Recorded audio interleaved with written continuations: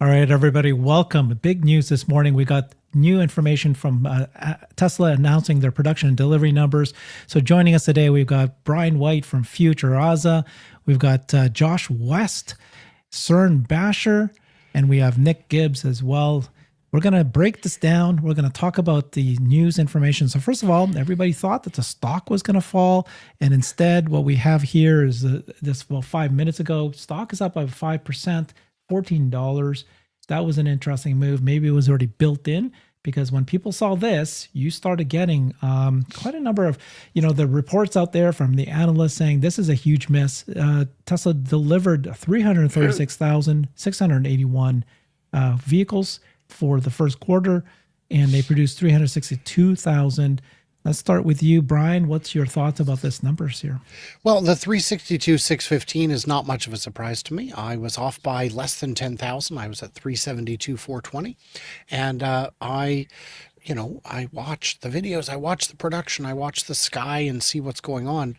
And it is, disappointing, of course. You'd love to see big numbers all the time. But when when your main car, the one that you sell, the one that you build from 4 factories, the best selling car in the world, is down for retooling worldwide, you've got to do something. And so they moved as quick as they could. They made as many units as they could. I did see people saying, oh, but if it was really popular, they wouldn't have sold as few compared to how many they produced. Guys, last quarter, they drew down inventory and stopped making it. So they have to replenish that inventory. And it's not that they're replenishing vehicles on lots somewhere. It just takes time to ship. And well, other companies don't do this. Yeah, but other companies don't release a new model that's so much better than the old model. A lot of people were happy to wait for the new model, and many still are. So we will. I'm confident Q2 we're going to see much stronger numbers, and Q3 and 4 will be fantastic. And that's before we even talk about a lower cost option or any kind of cybercab production. Yeah, thanks, Brian. Nick? You're good to me next. What do I think about the numbers was your question. I don't think much of them, to be honest. I think I've been saying this for months, if not over a year now. I think delivery numbers are irrelevant. They don't matter at all. I take umbrage with what you said, that everybody was expecting the stock to go down. Not true. I've been on here saying it would not. I've specifically said April You 2nd. did, that's right. I've been saying this nonstop. So dumb luck strikes again. But no, I don't think that the numbers are irrelevant when we know June is the start of robotaxi. Like, who cares about the delivery numbers? It's the weakest quarter every year. The switchover, everything else I can say that you guys already know. I think it's all noise and it's all been baked in. In fact, I don't even think that's actually why it's up right now. I think it's more so up with rumors of Elon being done with DOGE, although apparently not anymore. I don't know if you saw the recent post, but I think this is more to do with tariffs in general. Tesla's not the only thing up. The whole market is up. And like I've been saying, come April 2nd, we get clarity in the market one way or another, for better or worse. And it's no different to me. It's no different than back in 2022 when the market kept going down because Russia had all of their troops lined up on the border. And the day they finally invaded, the stock market ripped up because there's finally certainty. Well, we know what's going to happen. We don't love it, but we know it's going to happen. And we were able to finally get certainty. So tariffs, whether you love them or hate them, we're going to get certainty at 4 p.m. Okay. And then what'd you think, Josh? Yeah, thanks for having me on, guys. So my background coming from automotive, first quarter is always unequivocally the weakest, and that's almost 20 years of consecutively the same thing. So yeah, for me, this is a nothing burger. There's lots of noise. Of course, the naysayers and Tesla Q are going to hop on the hype train, of course, but in reality, I think like I said, it's a nothing burger. I think we did have a bit of Osborne effect with the new Model Y, the quote unquote Juniper coming through. There was a lot of people, even that I heard of just in the Tesla world, they were kind of postponing their purchase until that vehicle was available. And then Also, the thing that's important to remember with Model Y is that this is the first time they've ever done any sort of a launch series. So I don't know if that kind of pushed back. Obviously, they hopped on the back of the idea of the foundation with the Cybertruck, but I think that that may have pushed back a lot of purchases just because that price point was a little bit higher. So again, it just kind of all comes out in the wash. But I think overall, this is going to be, we're going to laugh about it in another 3 months. So let's just ask the question right now. How much of this would you say is brand damage? The easy story, the easy narrative people will say is that the deliveries was 26,000 vehicles less than the production. That's as easy, kind of just, that's what everybody's going to jump on. And that's all because of brand damage. And we've got some big name institutional analysts coming out saying that that's the case. Anybody here want to address that? I mean, I already did. I said that you have to replenish the supply. You sold out. You stopped making the old ones. You started making the new ones. We saw days of inventory fall. If we could have seen days of inventory throughout the quarter, we would have seen them fall even more because they were clearing out the old, making room for the new. And it's dishonest. It's bad analysis. And if these analysts were so good, they wouldn't be on CNBC sharing their ill-informed ad hoc opinions. They'd be too busy counting their own money. For me, it comes down to simply math. It's very easy. You run the numbers in terms of you shut down production of your number one selling vehicle for 3 weeks. It is absolutely impossible to get quarterly numbers back to anywhere near the previous quarter. Of course, not counting seasonality in terms of deliveries. But Herbert, I'm not sure if you have that chart that I posted, but if we take the run rate at the end of Q4, which one is it? Is it this one? Most recent post, not that one, but yeah, this one. This one. Yeah, the second chart. Yep. This one. So if we take if we take the Q4 production, that averages out to about 5,111 vehicles per day for a 90-day quarter. So had Tesla continued to produce at that level, they could have produced 460,000 vehicles in Q1. Okay. They didn't because they shut down production to revamp the manufacturing lines for the new Model Y. If they ramped up production instantly back to the old level, then you get the yellow or the orange line, and they could have produced 385,000 for the quarter. Mm-hmm. Of course, we all know that when you turn a production line back on, it doesn't go to full capacity overnight. It takes a little while to get there. So if we give them a couple of weeks to ramp back up, that math gets you to about 362. And lo and behold, that's what they produced. It's just math. It's not anything more complicated than that.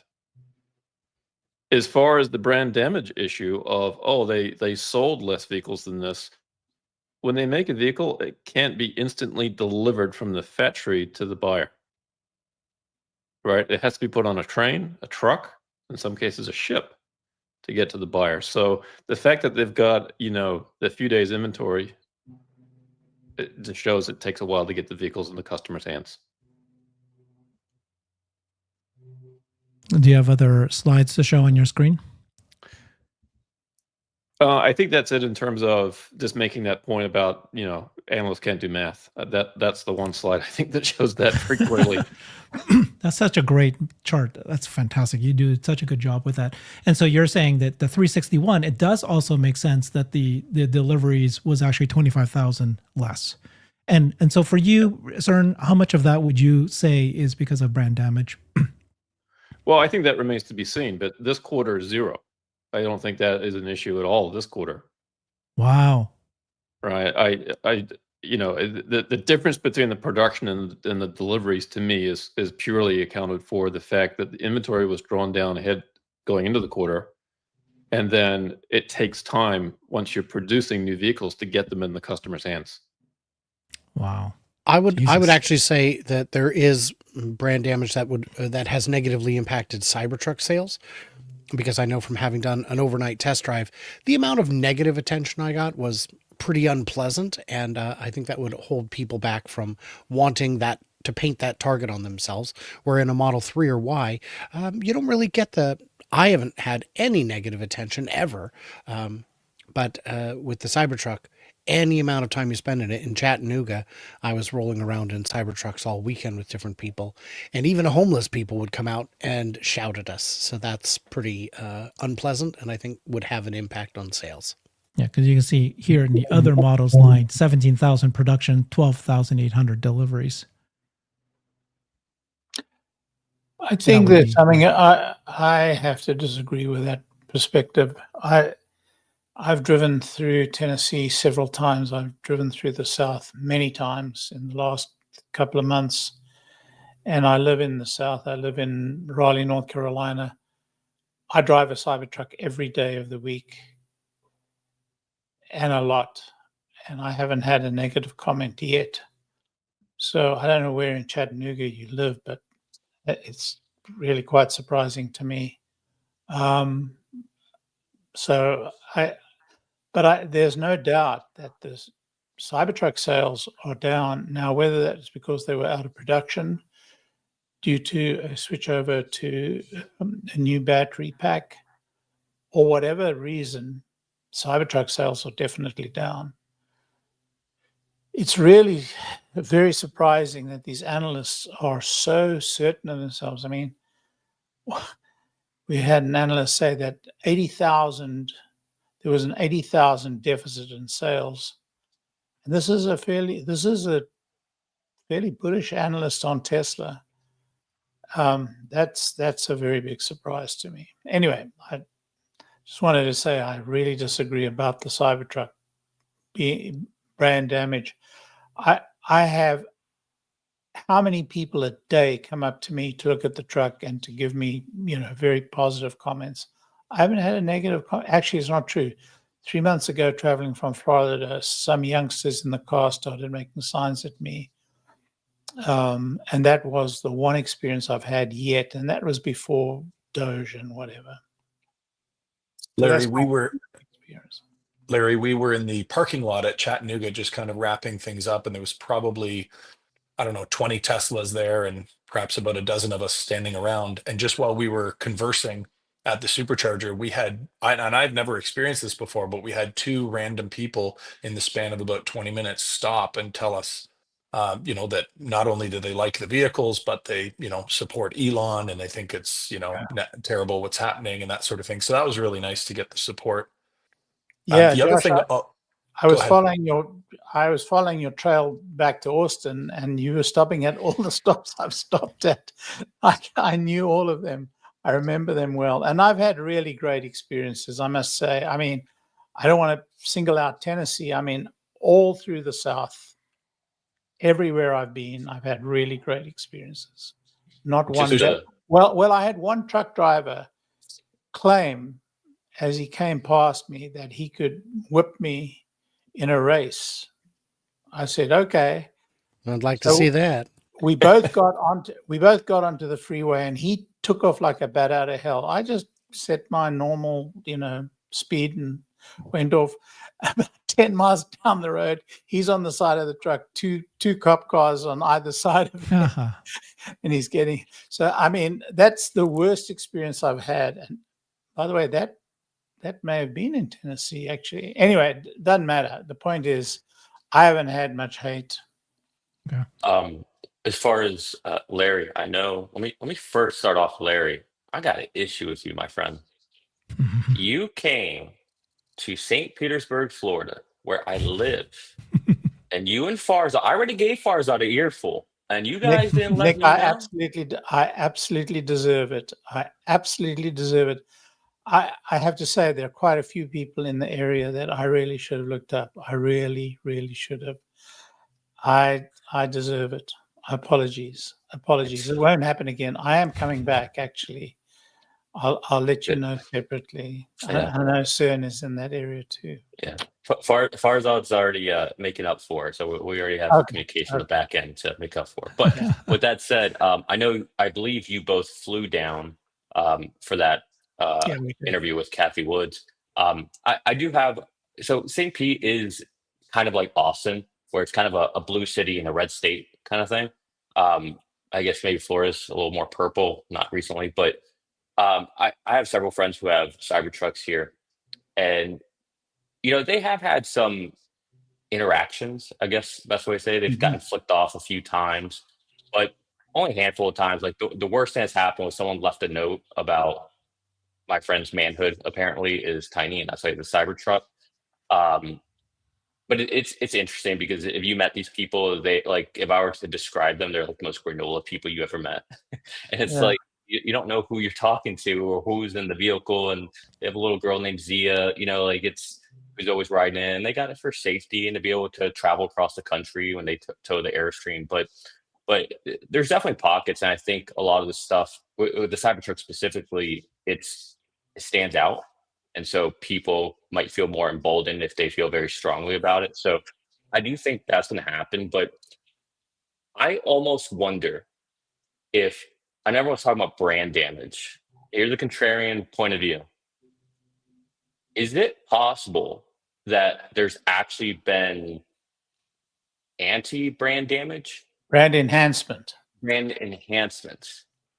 I think there's a chance that that is actually the case more so than damage. Nick, I think there's been both. I think there's been brand damage and brand enhancement. And there's no doubt that there's been brand damage, particularly amongst voters on the left of center.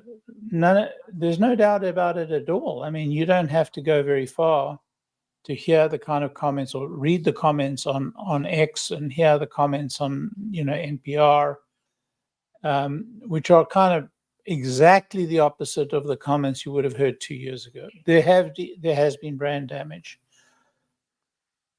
But you're also right that there's been a very significant enhancement of brand, very significant, on the right. In Europe, that doesn't translate into additional sales, I have to say, because firstly, the car buyers in Europe are predominantly on the left, predominantly.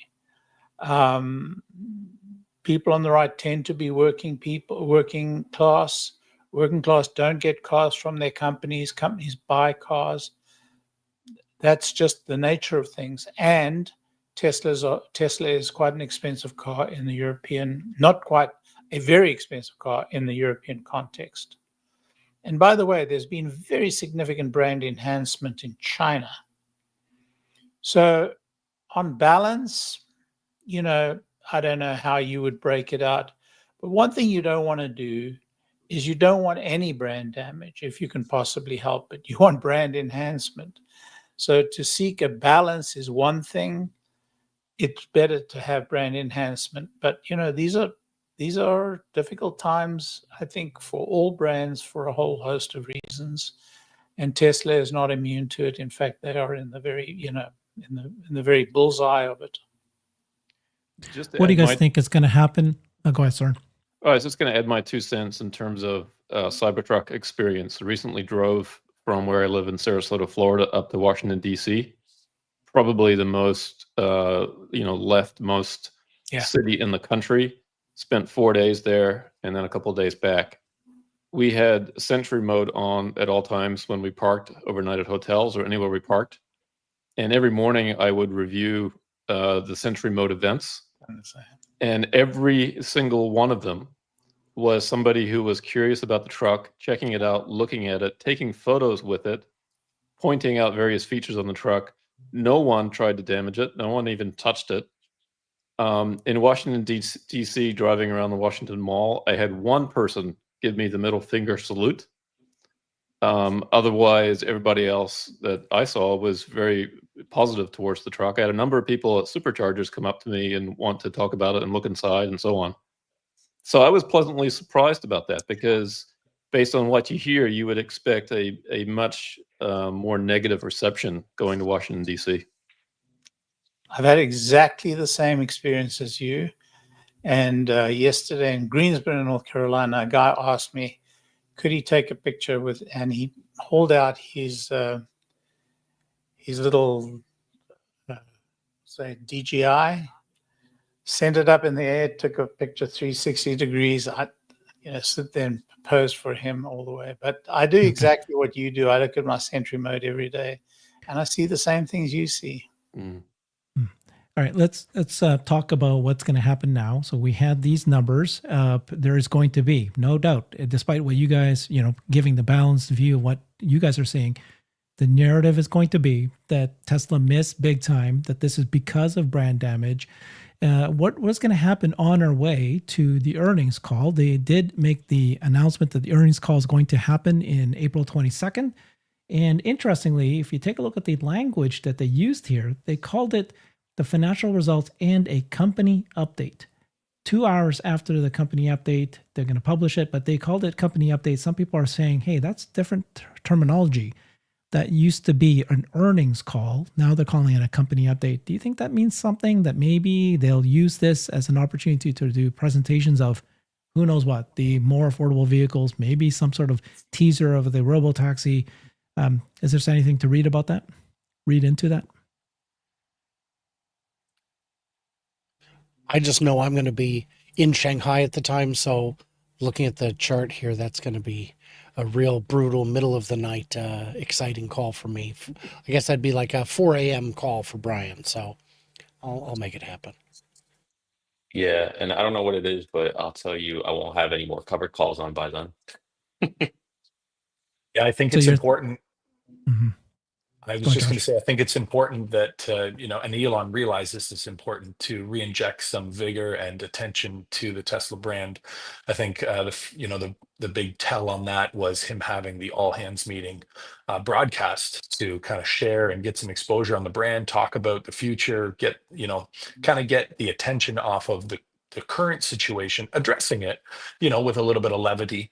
But overall, kind of really focus on getting the positive light back on the brand. And I think this is going to be round 2 of that, in my opinion. So you're okay, Josh, that he did that a week ago, the all hands meeting, and then nothing until the earnings call, or in this case, they're calling it company update? Or does he need to step up and say something now? And the reason I'm saying this, Josh, is that there is a Dan Ives of Wedbush Security. He did a note. His note was that this is brand damage. Elon needs to step up and say something now. This is the kind of reaction some of these institutional analysts are having with this, numbers that came out this morning. I think there's a fine line to walk, as far as acknowledging, what some of the naysayers are saying, because if he does acknowledge it, then there's a validation factor there too. So I don't know if he's looking to avoid some of that, or kind of, this is him taking control and getting back control of the narrative in his manner. I see it a little bit differently in that I think it's just an amazing opportunity for Elon to talk about the future of the company, which I agree. Right. It's not so much dealing with this issue of brand damage. I think the numbers speak for themselves. It remains to be seen, I suppose, what lasting brand damage there might be going forward, but certainly nothing in the first quarter. But there's a lot of things to be very excited about for Tesla going forward. And I think that all hands meeting showed the response, to that. In my case, for example, I wrote a summary of that meeting as I was listening to it. Elon happened to repost it. There's about 9 million views of that post. So people are very interested in hearing about the future of the company. And if Tesla can get away from, the earnings call where they take these questions from Say, that may not be the best questions. Right. I like the idea of sort of crowdsourcing the questions, but it seems like we're not really getting the best questions. And so if Elon takes an opportunity to perhaps address the real questions that should be addressed, not just, when's the Roadster going to come out? Right. Or whatever it might be that people are worried about, that get voted up and say. So to me, that's an opportunity if they can truly sort of change the nature of what the earnings call is, and just not address, and some of the analyst questions, by the way, last quarter were pretty pathetic. No, very bad. Very bad. Right. Yeah. So take more control of that and direct things more into the areas that we really need to hear about. Not only the analyst calls were pathetic, the Say questions were pathetic. So I would like to pass around a document that Randy Kirk started with me, which are proposed Say questions around amongst us, and have people put in their thoughtful ideas on questions and edit the questions that are there, so that we and pass it around amongst the retail analysts. So this cannot go on. We can't have these nonsensical questions which are going to get, asked and answered, or we can't answer that kind of response, because it's just burning such incredibly valuable time of Elon's, and given, the audience at that point, it's so important. So I think we should really make an attempt to change the dynamic on those questions, guys. Yeah, we need higher quality. Yeah. I'll pass that document around starting today and see if we can't get better quality. Mhm. Do the votes on that get hijacked by like BlackRock or even like Barron and all them? Like, Good I don't- question. From the nature of the questions that I read, I don't think so. I would agree with Larry on that. There's so many, there's a lot of good questions you'll get, but there's a lot of really, really dumb ones that have been answered 1,000 times. Yeah. Yeah. Somebody said either Tesla IR or say discourage conversation on what questions to ask on X, or in the old days Twitter, and I'm going back to before the Rodeo event, but I don't know that they've ever raised that issue since. But honestly, the quality of the questions are just so shocking. Yeah, we are in an interesting time, right? Because we have Q1 and we have the earnings, and they're going to report on the earnings because they have to. That's what they do. Then there'll be Q2. And then, as Nick was saying, the world changes for Tesla from the second half onward. Like, what do you focus on? And so when they say company update, it's like, it's okay, there's the earnings, but what matters more is what is the company about to do? Some big changes are happening. I do hope that Elon and Tesla do something before April 22nd in the next 3 weeks. Now, on the same day that they did the production delivery, Elon dropped this, which is a video of the bot walking now. Accurate actuators accelerate automation. And then you got Milan Kovac saying, our latest walk, straight knees, smoother heel to toe gait, and arms sway, just chilling around. Entirely trained in simulation with real reinforcement learning. This is the video that they shared here.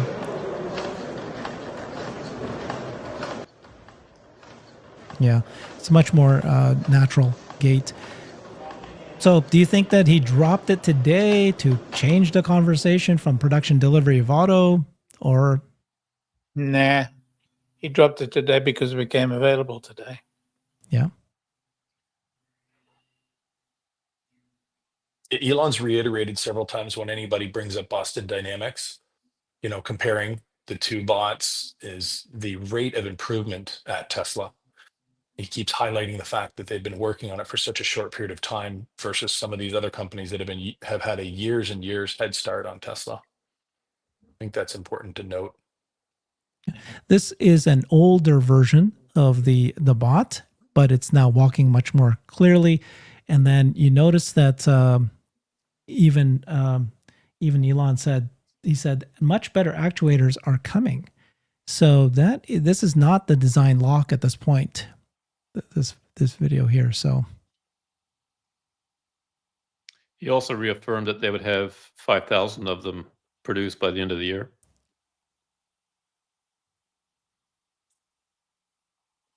And what Herbert and I were discussing on a video that's coming up in a day or two is that this bot is already, even this one, which is 2 or 3 generations out of date, is already a minimum viable product. This could have a lot of applications that would work. Maybe the only unknown would be is the survivability, the durability.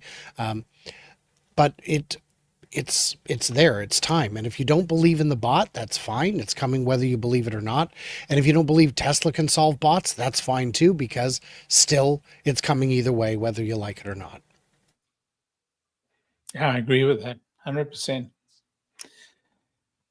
Now, the degree of viability is an interesting question. Who knows? I mean, we saw the viability of the bot in the BMW factory, it looked pretty amateurish to me. It looked pretty basic to me. It looked to me like that's something that Optimus could do, but what do I know? It's possible that it's not. I mean, the fact that it was all RL is pretty important. And in any case, I don't know, time will tell. Time will tell. Okay. Anybody mean, else comments on the bot? It's pretty late in the year already to be saying that there's going to be 5,000 this year. He's got to have some evidence of that, right? I mean, even Elon will have to have some basis for saying that. What are you expecting? Like some sort of video of the production line or what? I think some sort of video of a line of bots coming off the production line, walking themselves off the production line. Herbert, are you planning on doing a deeper video with, I don't know if Scott's still doing stuff or not, but because it was interesting more so the responses to that one, right? We saw the one response from, Atlas, that was doing everything that looked like it was kind of pre-programmed ahead of time. But then also, I think last night, there's I forget whose it is, but with the hands that were tendonless. Yeah. I don't know if that was real or the Unitree? whole thing. Yeah. The I don't Unitree know hand? what it No, was. that's real. That they're selling the Unitree hand. Yep. I got Scott's reaction to that. I mean, it can only carry 8 pounds. It's something that they're selling, but yeah. Yeah, I just thought it was interesting him saying, he said something along the lines of, anyone who's using tendon hands are dead now, or something. Who like said that? Scott did. Scott. Scott, yeah. Yeah. Scott Walter. Yeah. Robotics expert saying that. Mm-hmm. Yeah, no, the reaction to this is obviously it's, what we saw here was the Optimus walking. And we already know that the walking is interesting. The Chinese have really tried to show that their bot can do the balance, it can run, but what matters more is actual useful work. And I think that this is just them showing this. I think Larry said this is interesting, but what we need to really see is the volume. But Brian and I were saying that even if you saw this version of it, it's already able to do useful work. They can already make thousands of this if they wanted to before they make the latest version. Doesn't mean that they have to do the latest version, which they probably will. It's just I'm countering the people who are saying that they're so far, Tesla's far behind. They must be so far behind because we haven't even seen the latest version, and they must have run into a roadblock. And I'm like, no. I wouldn't take any of that stuff. Yeah. Nobody knows. We don't know, and all the naysayers don't know. I mean, we're talking from confidence we have in the firm. Everybody else is talking from the sense of, wanting to I wouldn't take any of this talk seriously. The firm has told us, Elon has told us that there are going to be 5,000 bots produced by the end of this year. He tends to be a little bit on the positive side. I would probably discount that a little bit, but we don't know. And the truth is he probably doesn't have the level of certainty. But one thing's for sure. It's one thing to say this kind of bot can already be in production or can do useful things. But I am certain of this. I do know I have some factual basis for saying it. The bill of materials cost on this robot is very, very high. They have not got to a level where they could seriously put it into production economically. And I think that's the only limitation. And I think the 5,000 bots they will make, they will take a fairly significant cost to putting those into production in terms of the cost of the bill of materials. But the beauty is they can do it. Yeah. Have the means to do it, and they can do it. And that's why they have, $39 billion of cash in the bank. Everybody tells me they should give it away. I'm saying that that's the reason that they've got it. And so if they can build those 5,000 bots, regardless of what the bill of materials costs are, then the next 10,000 watts are going to be dramatically less expensive. And that's the beauty of Tesla's position. So ahead, behind, they have the means to do it. They have the productive know-how, capacity, and the money. And nobody has anything to equal that, this side of China or the other side of China. Nice. Anybody else? Comments? Larry, I think that's very well said. I'm just curious, how much do you think that it would currently cost Tesla to make one of their bots? I think the bill of materials are still over 100,000. They may be under 200,000 now. I know that mid of last year, they were looking at about $250,000, give or take, give or take. But now I think they're well under 200,000. How far under 200,000 is an open question. Look, they have to get this thing down to like $25,000. That's their goal. And they can. They can. I mean, there's a lot to be done.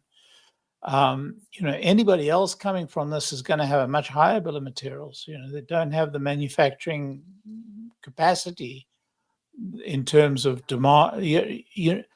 Tesla have got a position with their suppliers that very, very few people have. So, and they have, they have the production capacity to build electric motors that beggars anybody else other than, I don't know, one of the big Chinese automakers, but BYD maybe. But other than that, they ace everybody else. Just real quick, and if it's too complicated, we don't need to go down this route. But I hear what you're saying on the bill of materials. But when you say that, what are you referring to? A single individual Optimus, or are you assuming if 5,000 are built is 250? Because it's a sliding scale, right? If I built 1 million, right, I get more efficiency out of it. So help me understand the 250 versus what you say. Is just a bill of parts that they can buy today, not at scale. If you were to take everything up to scale, their objective is to get down to $25,000. That's their objective, $20,000 or less. So if you think about where they are in the vehicle business, in the car business, they started with a bill of materials that were for the Roadster that was like $190,000, and they sold these things for $100,000. And that's the reason, by the way, Elon threw out, the original partners, his original partners, because they were hiding that bill of materials from him. And he went in and he did the research personally, and he found what the real bill of materials was. He was, distraught. He fired them. He wrote this whole blog about it. And they had to work very, very, very hard to get the bill of materials down to the level of cost where it was about equal to what they were selling the vehicle for. And so if you take that situation to where they've got to now with, say, the Model 3, where, they're selling that thing at an almost 20% margin, you just get an idea of what it's taken to scale and to reduce the cost. These are very hard problems. These aren't difficult problems. These are extremely difficult problems. And that's why when you see all these other bot makers talking a good game, you have to have a little bit of respect. It's not easy. I think this statement from Elon is very important. He said this, right? He said, and much better actuators are coming. Right. The actuators are incredibly important. They are the most numerous product out there. They're the ones that could break.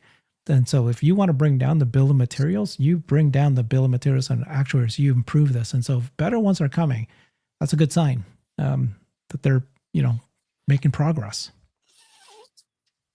By the way, they just hired Murtaza Dalal. He's in the graduate program. I mean, the guy's amazing. He's one of the leading experts in robotics. He knows what he's doing. I think he's just graduated, actually. He just finished his doctorate, not graduated. He just finished his doctorate, and I think that's why he joined them. Look, these aren't easy problems. If you guys think it's just going to happen, it's not just going to happen. But that's the bad news. The good news is that Tesla are probably more able to make it happen than anybody else.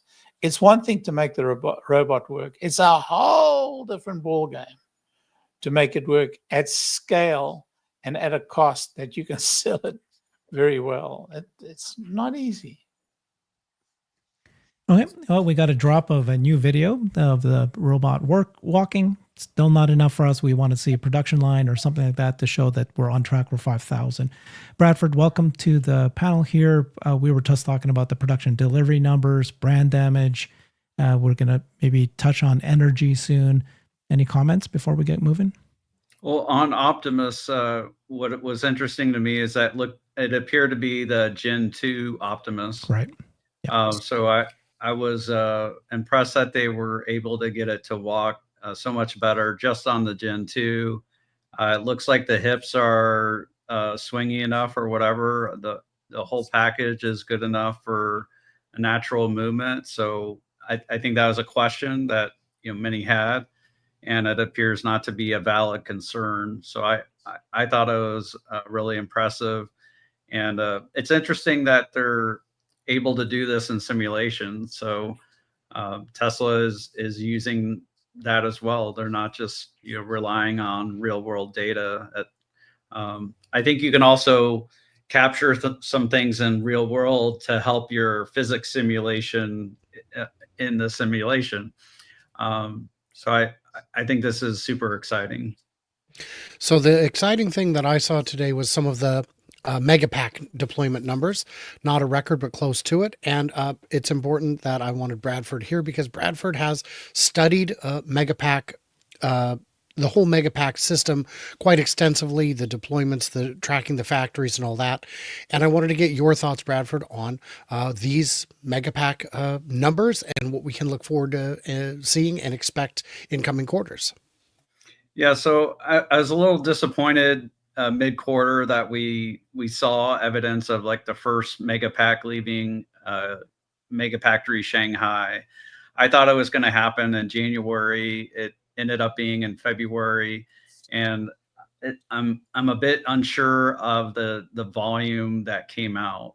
So there was some kind of tweet in mid-February about exporting it. So maybe they made some before mid-February, but didn't export it. But my guess is that Lathrop took a little bit of a step back. Maybe we got a little more contribution from Shanghai, maybe as a 1 gigawatt hour or something like that. I know people are looking for a little beefier than that. So I thought the numbers were just okay. What's encouraging is that it was above 10 gigawatt hours. So if that could be like the new low, I think that's encouraging for the future. Can I disagree with you, Bradford? Absolutely. I doubt whether a single Megapack got built into sales from China this quarter. They shipped their first. It has to be installed and it has to be, switched on before money can flow. Right. So, it takes, 10 days to get to Australia, takes another few days internal transport, and then they've got to, build out I don't think that the money will start flowing on any scale before the third quarter.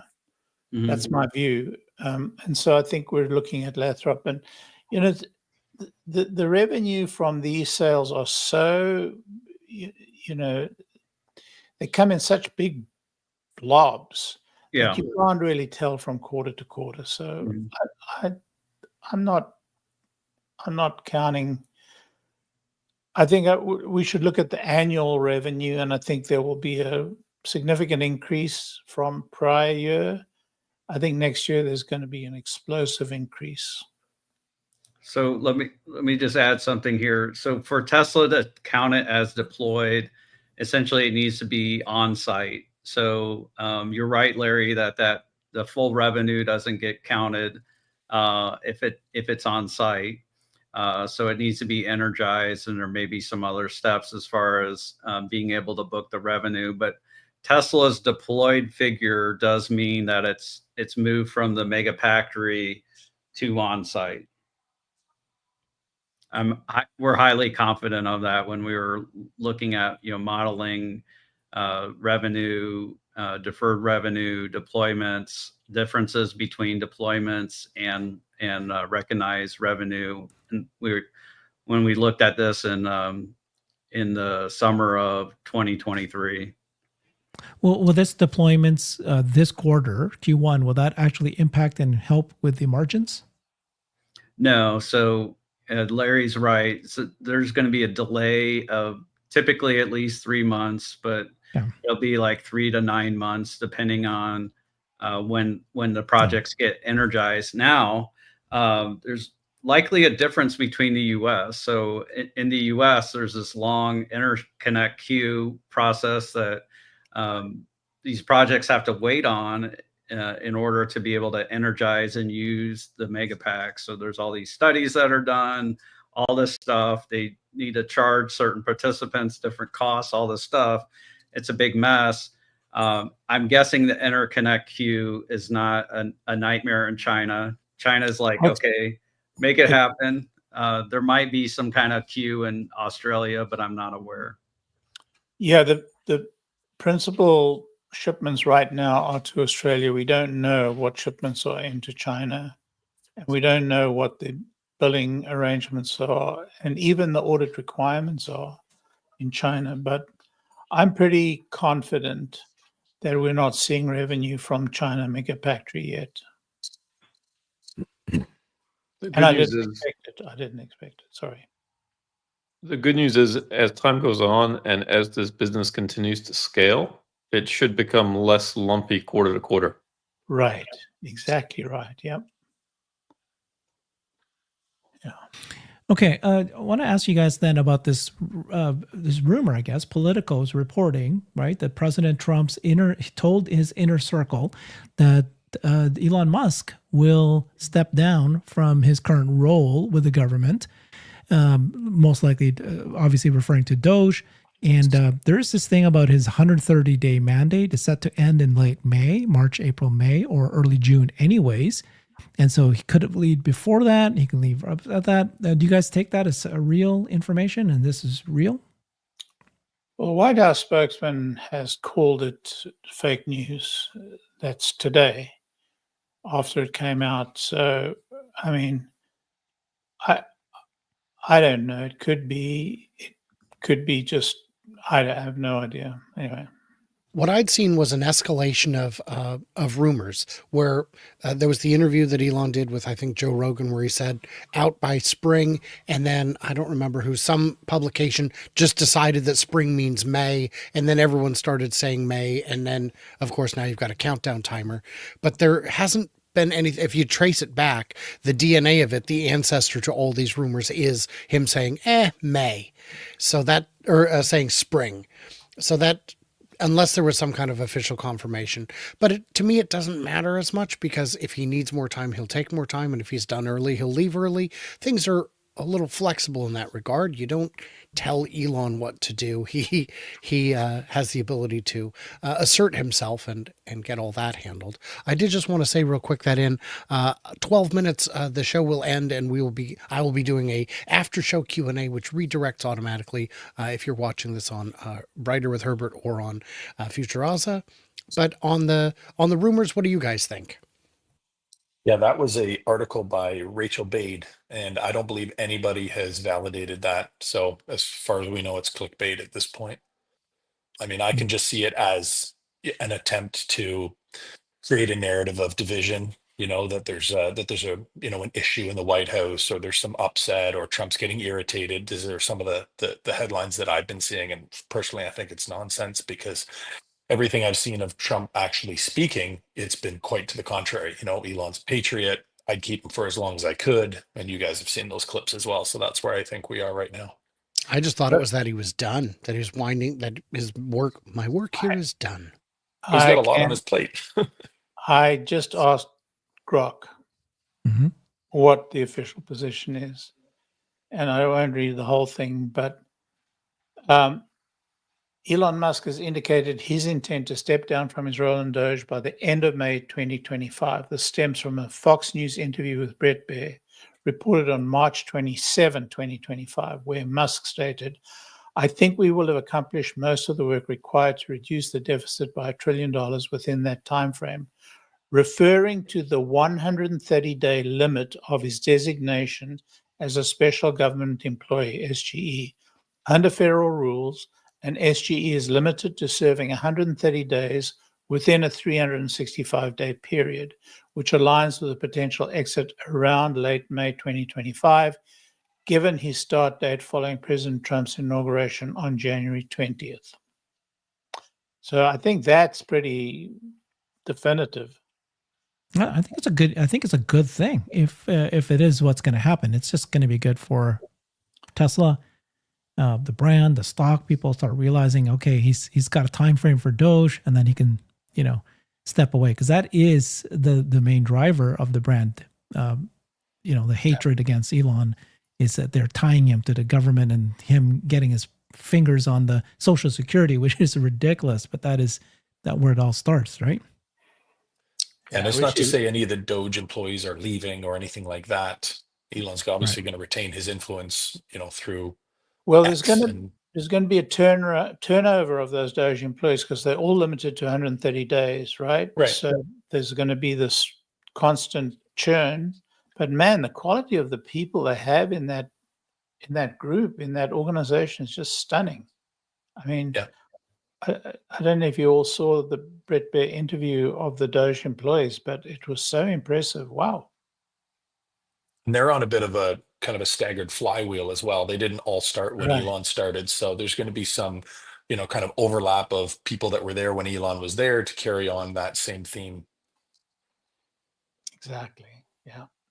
So I think Elon's main job was bringing the team together, bringing some fresh thinking.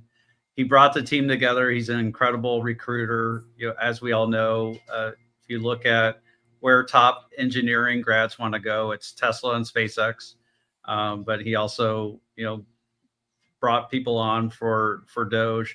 I think he's also a bit of a spokesman. He's even though he's a bit awkward, he is a good communicator and he tells the DOGE story well.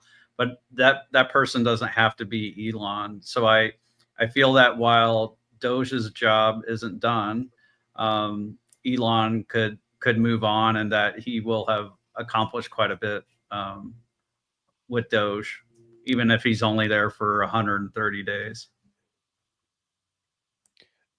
I do think the narrative of Elon left Tesla for Doge and now he's leaving Doge for Tesla is garbage.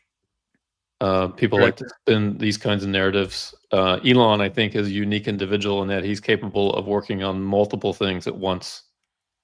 Most of us, I think, can barely focus on one thing at a time, let alone 5 or 6 companies. So he's very unique in his capacity to handle very complex challenges across multiple companies.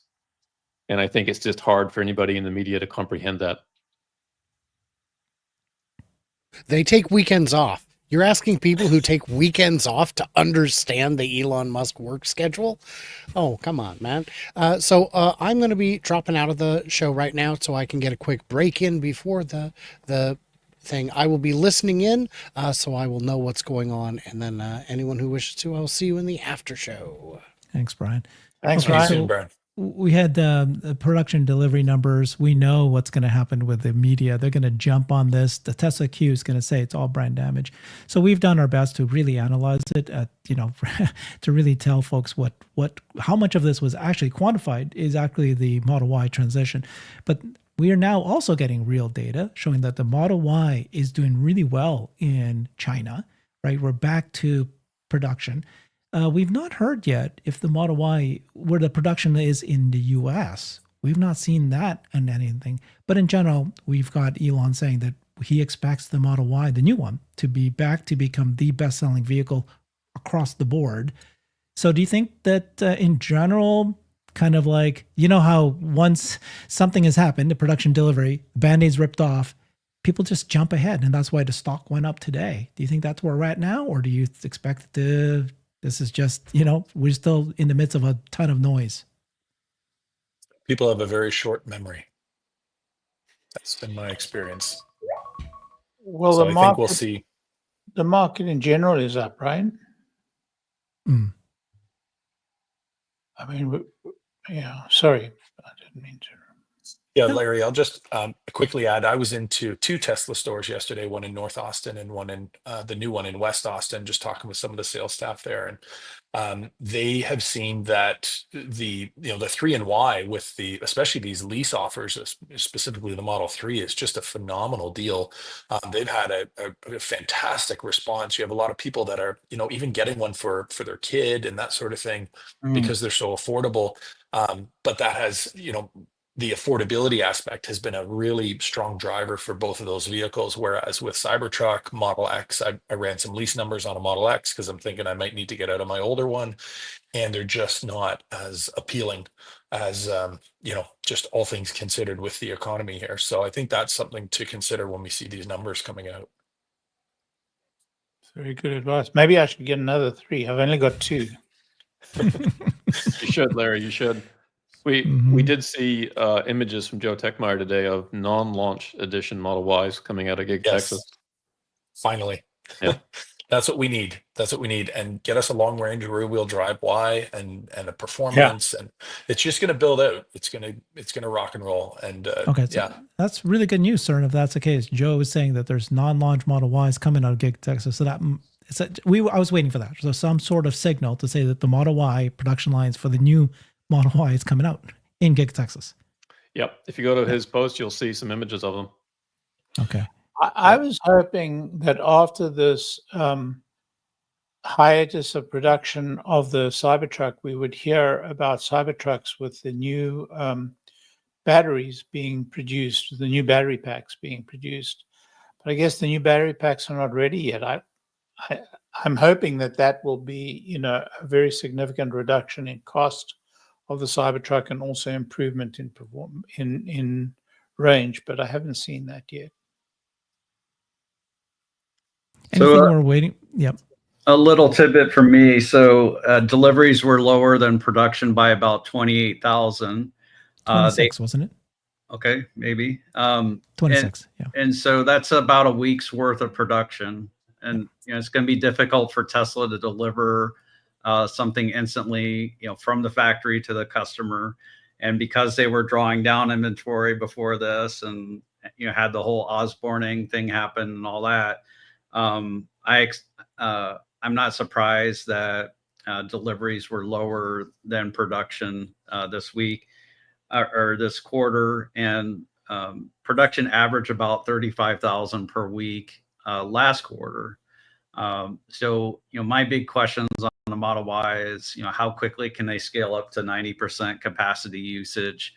I'm curious if Tesla will add capacity to the Model Y. You have a couple of lines that are I believe are unused, where you had 2 Model Y lines in Texas and one was being used.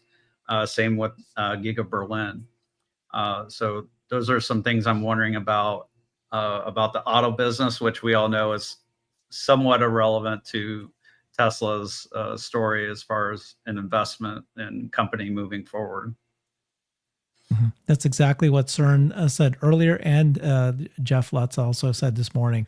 That's the 3 of you guys. This is like the kind of narrative we need to be explaining to people, and you guys have done a good job. But unfortunately, it sticks within us. We need to make this more widely known. The one negative is Cybertruck production, and I think that's the one negative that I took out of the